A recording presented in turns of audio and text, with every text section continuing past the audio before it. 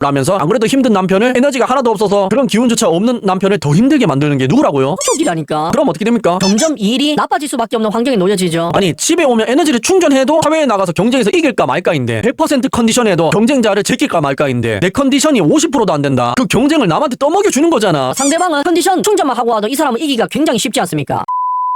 안녕하십니까, 불광입니다. 어떤 야구 갤러리에서 나온 한 외국인 용병의 인생을 비판하는 만화가 있거든요. 하지만 우린 야구 유튜브가 아니지 않습니까? 그리고 저는 저 선수가 어떤 선수인지조차 모릅니다. 심지어 조사도 안 하고 그냥 이름만 검색해봤어요. 그러니까 저 선수가 어떻게 살았는지는 관심이 없지만 이 만화에 나오는 외국인의 내용, 그리고 이 외국인이 야구 선수가 아니고 일반적인 회사원, 여러분들 주변에 있는 슬픈 인생을 사는 사람들이라고 생각해 보시면 뭔가 떠오르는 내용들이 굉장히 많을 겁니다. 작년 그는 삼땡전자에서 최고의 성과를 냈고 모두의 기대는 그에게 집중되었다 라면서 모든 이들이 데이비드를 칭찬합니다. 그런데 다음 장면 보시면 하지만 원래 기대는 높아졌지만 성과는 기대에 미치지 못했다 라면서 높은 양반이 데이비드를 나무라고 있습니다. 그런데 저런 경우들이 굉장히 많지 않습니까? 꼭 삼땡전자가 아니더라도 어느 기업, 어느 부서에서 일하는 사람이든지 머리가 이게 팍팍 돌아갈 때가 있거든요. 컨디션이 굉장히 좋은 해가 있고 그럴 때는 뭔 일을 해도 쑥쑥 잘 풀릴 때가 있다니까. 하지만 반대로 먼지거리를 해도 안 풀리는 시기가 있지 않습니까? 그런데 뭐가 문제냐고요? 저런 경우가 있다 없다 저런 게 문제냐고요? 아닙니다. 다음 사파가 문제인데요. 작년의 높은 성과 덕분에 연봉과 인센티브는 높아졌지만 그 돈은 자유롭게 쓸 수가 없었다 라면서 와이프가 남편이 벌어온 돈을 탕진하는 모습을 보여주는데, 그러니까 저런 케이스도 어지러운 거지. 남편이 돈을 벌어와요. 그럼 적게 벌 때도 있고 많이 벌 때도 있지 않습니까? 아니 공무원이 아닌 이상, 그런 직업이 아닌 이상 항상 벌어온 돈이 일정하지는 않잖아. 그런 직장인은 드물지 않습니까? 성과급이 나올 때도 있고 안 나올 때도 있고. 그러니까 오직 교사나 공무원들만이 돈이 일정하게 나오는 거고, 그렇지 않은 대부분의 사람들은 소득이 오르락 내리락 할 수밖에 없는 구조란 말입니다. 월급쟁이라도. 그런데 오르락 했을 때는, 돈을 계속해서 잘 벌고 있을 때는 문제가 안 되지 않습니까? 그런데 내리락 했을 때 가족들이 나를 더 힘들게 한다. 그것도 경제적으로. 그럼 내리락 할 때 버틸 힘이 점점 줄어들 수밖에 없는 거야. 왜? 개인의 역량이 한계가 있으니까. 내가 마냥 잘 나갈 수 있는 건 아니지 않습니까? 그럼 잘 나갈 수 있도록 컨디션을 조절해야 되는데 가족으로 인해서 내 상태가 점점 나빠진다는 거지. 저기의 예시가 그 예시잖아. 그런 이야기잖아. 그리고 대부분의 사람들이 저렇게 경제적인 문제만 올라오는 게 아니라 여기에 심리적인 문제까지 겹쳐서 항상 오지 않습니까?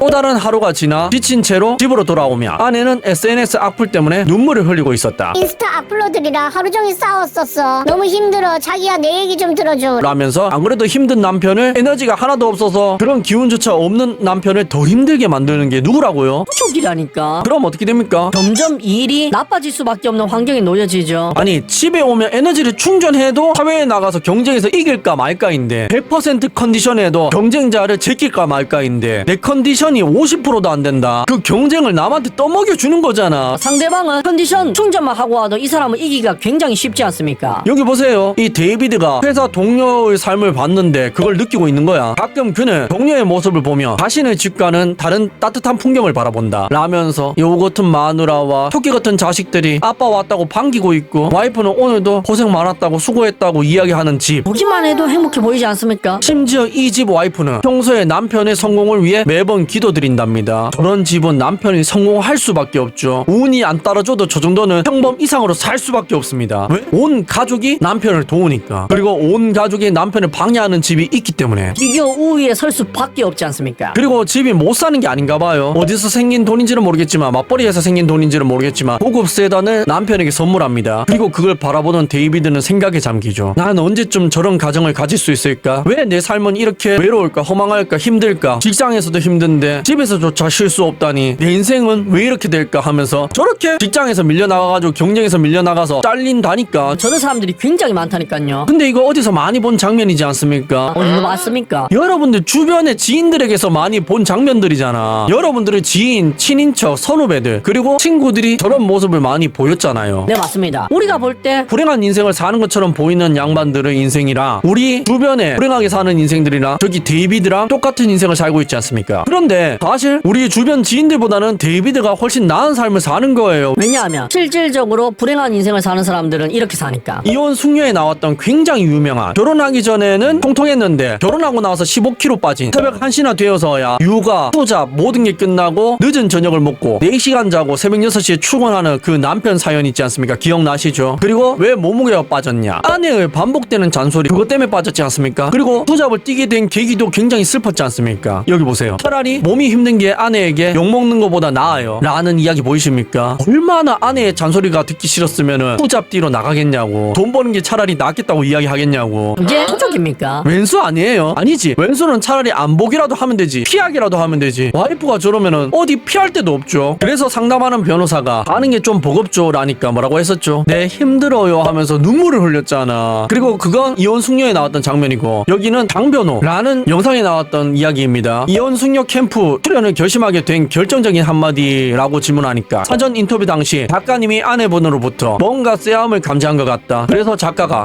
와이프의 저런 포인트를 캐치했나? 그런 장면들이 몇 군데 있어가지고 한번 해볼만 하다 생각했답니다. 자기만 욕먹지는 않겠다. 내가 왜 가정에서 그런 행동을 할 수밖에 없었는지, 내가 왜 이혼을 원한지, 다른 사람들에게 최소한 오해는 안 사겠다 싶어서 출연을 결정했었다네요. 그리고 변호사가 이야기해줍니다. 자기가 소송을 많이 하는데 증거나 녹화 자료가 없으면 남편 쪽에서 입증이 안 된다, 그러면 양육권을 못 가지고 온다는 이야기를 하는데, 출연자가 방송 나가기 한 6개월 전에도 제가 변호사 상담을 한번 받은 적이 있어요. 나 정말 아내의 강박 때문에 너무 힘든데 내가 이혼 소송하면 내가 양육권을 가져올 수 있냐는 걸 상담을 많이 받아본 적이 있었는데, 변호사가 딱 잘라서 안 된다고 하죠. 그리고 출연자도 대부분이 그러면 와이프의 예민함을 입증해야 한다, 근데 그걸 하려면 홈캠을 정말 몇 시간짜리 분량을 갖고 와서 이거를 편집해서 법원에 내고 해야 되는데, 근데 사실 그게 말이 쉽지 현실적으로 어려운 일이라면서 하소연하는데, 그쵸? 저 같은 프로 유튜버도 그 정도 시간을 편집하는 데는 굉장히 많은 시간이 걸릴 겁니다. 하물며 비전문가인데, 초보자인데, 편집 툴을 써본 적도 없는 사람이 그걸 모르는 상태에서 배워가면서 편집을 한다. 되겠냐고. 저걸 하려면 얼마나 많은 공을 들여야 되겠습니까? 그러니까 무슨 말이다? 양육권을 남편이 가져가려면 저걸 증명해야 되는데 그게 현실적으로 힘들다. 심지어 저건 그런 장면을 담았을 때 편집이라도 할 수 있는 상황을 가정한 거지. 홈캠이 있다는 걸 인식하고 있는 와이프가 과연 그 홈캠 앞에서 남편에게 그런 행동을 할까요? 그리고 남편이 자연스럽게 연출을 할 수 있을까요? 불가능하지. 그래서 방송에 출연하게 되었다잖아. 그 어려운 걸 방송에서 해줄 테니까, 프로들이 편집 잘해주고 이게 법원에서 증명으로 쓸 수 있을 테니까.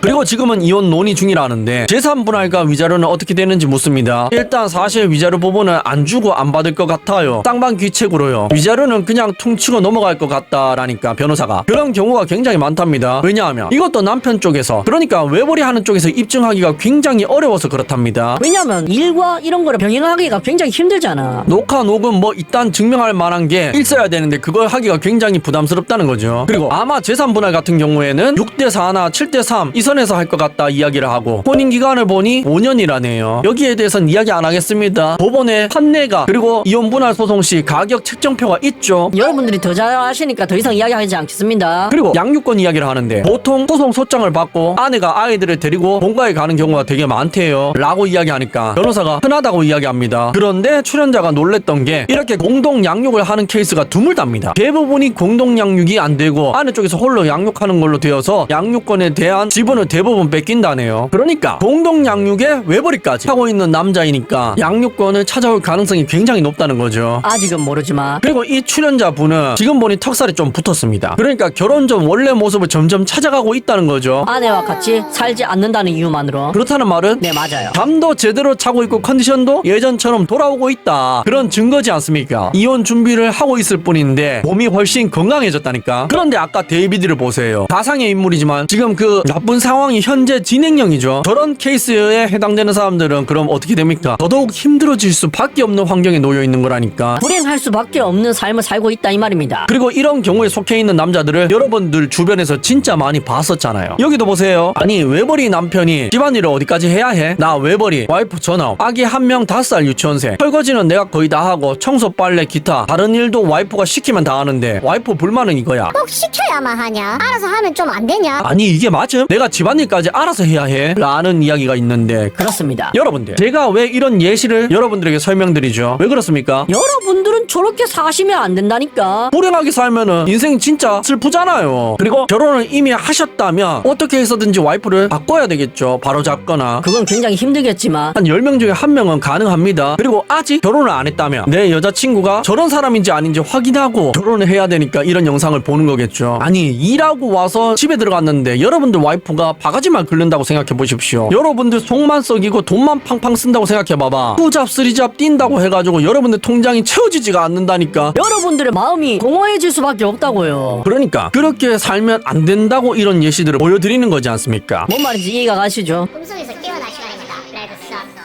시청해 주셔서 감사합니다.